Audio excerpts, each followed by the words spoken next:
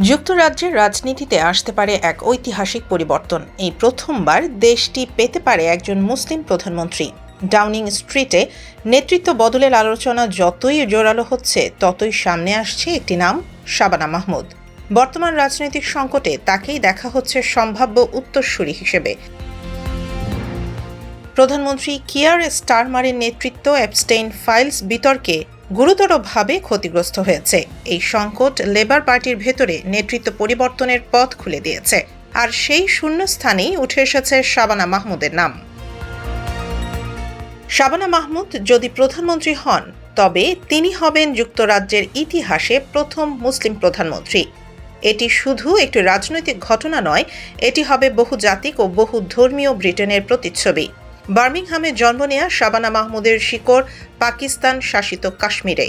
একজন মুসলিম পরিবারে বেড়ে ওঠা এই নারী আজ ব্রিটেনের সবচেয়ে সংবেদনশীল মন্ত্রণালয়, স্বরাষ্ট্র মন্ত্রণালয়ের দায়িত্বে।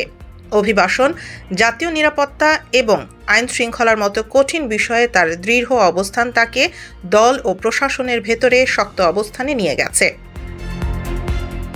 রাজনৈতিক বিশ্লেষকদের মতে শাবানা মাহমুদের উত্থান ব্রিটিশ মুসলিমদের জন্য এক ঐতিহাসিক বার্তা। এটি প্রমাণ করে ধর্ম নয়, যোগ্যতাই নেতৃত্বের মানদণ্ড।